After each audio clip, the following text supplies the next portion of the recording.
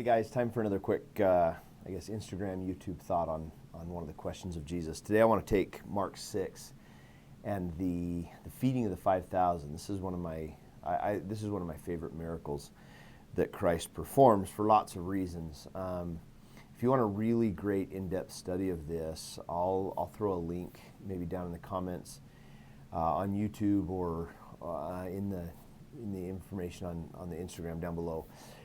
You can find, there's a talk by Elder Gong where he takes the feeding of the 5,000 and points out 9 things we learn about the Savior.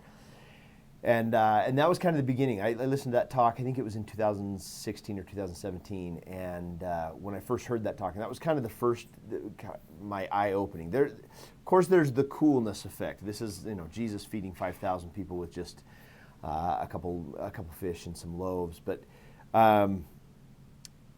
as I started digging deeper and deeper into this, I came across this question in the Mark account. This question isn't in the Matthew account, but in the Mark account, the Savior gets out there and he's been teaching and he's been healing and he's been kind of doing his thing, and the time it's evening time. The sun's starting to set, and it's getting to be about that time where everybody's stomach starts speaking louder than the person they're listening to. And the disciples are starting to get worried about that. I don't know if they see a restlessness in the crowd, if they see people starting to look around, but they realize that, hey, it's getting to be dinner time as well. And so the disciples come to the Savior and say in verse 35, this is a desert place and now the time is far past. In other words, there's no McDonald's out here and there's no way for us to get these people fed. Send them home. Let them go home. Maybe the disciples are thinking we can pick this up tomorrow or whatever. And the Savior answered and said unto them, Give ye them to eat. So notice the situation. The Savior's just asked them to do something, and their first response is going to be, that's impossible. I can't do that. Now, how many times do we get asked to do something, whether that's go on a mission, whether that's fill a calling, whether that's even some of the simpler parts of the gospel, pay tithing, read your scriptures every day, whatever it is. For every one of us, we have a different command that we're working on, a different aspect of working on ourselves that we're trying to get better at. And initially, our first reaction might be, that's impossible. You can't ask that of me. In one of my classes last night, we were talking about the Savior's command to forgive all men. Now think about, some of us maybe have never had traumatic violations of our person, whether that be a mental abuse or physical abuse, sexual abuse. For those who have been in those kinds of traumatic experiences, Jesus Christ's command to forgive other people could seem even more daunting than this command to feed the 5,000. And our knee-jerk reaction might be, I can't do this. So whenever you find yourself in a situation where you feel like, man, I can't do this, I want you to think about the feeding of the 5,000. The Savior says, you're right, it's dinner time, feed them. And the disciples say, shall we go and buy 200 penny worth of bread and give them to eat? Like, where's the Walmart? Like, what do you mean feed them? There's no way we can do this. There's nowhere to purchase bread. There's nowhere to get. There's no way to do what you want us to do. And I think it's fascinating. The Savior shifts their focus with a question. He takes their attention away from what they don't have to what they do have with this simple question in verse 38. How many loaves have ye? Go and see. So before we start with all the things we don't have, before we start with all the reasons why we can't do something, the Savior's question would draw our attention to, what do you have? I don't have anything to offer in this calling. What do you have? Have you got time? Have you got interest?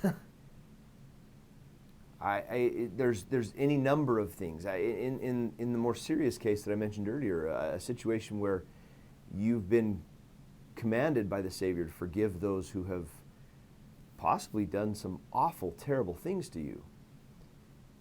Perhaps a total forgiveness isn't what you're capable of right now. But what are you capable of? Can you put it out of your mind for an hour? Can you shift your focus away from that person for 2 hours, for a day? What do you have? And this is what I find fascinating. In verse 38, it says, and when they knew. So when they first tell Jesus that they can't do it, they don't have any idea what they do have because their focus has been on what they don't have. With his question, they shift their focus and they come back and they say, we've got 5 loaves and 2 fishes. And now with that, the task still seems totally impossible. But with that shift in focus, then the Savior commands them to make everybody sit down on the grass. And they sat down in ranks, hundreds and fifties. And when he had taken the 5 loaves and 2 fishes, he looked up to heaven and blessed and brake the loaves and gave them to his disciples and set them before them. And the 2 fish divided he among them all, and they all did eat and were filled.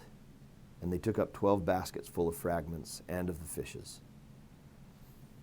And there's this question. This question holds with it a promise that if we'll shift our attention to what we do have, to what we can do, instead of focusing on what we don't have or what we can't do or what we've never been able to accomplish in the past, if we'll shift our focus to the positive side of things, that Jesus will always make up the difference.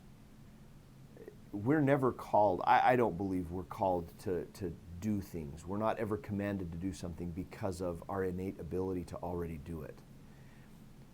To a certain degree, there is something in every commandment that is meant to get us to stretch beyond where we currently sit and stand. If you feel like you've got a commandment mastered, then remember what the Savior did with each commandment in his Sermon on the Mount, where he took, you've got the commandment not to kill mastered, perfect. Now don't get angry. You've got the commandment not to commit adultery mastered, excellent. Now don't even look on another person with lustful thoughts. And the Savior takes this commandment and with each stage of mastery, he then stretches it a little bit more, calling on us to do things that we've never done before, that we've never, experienced things we've never experienced before. And when we're willing to focus on what we do have and take that and lay it at the feet of the Lord will make up the difference. And all of a sudden, we'll find ourselves in the middle of some of the most, remember President Nelson's quote, it was referenced in conference just a couple weeks ago, that some of the most miraculous things that the Savior has ever done are yet to be done.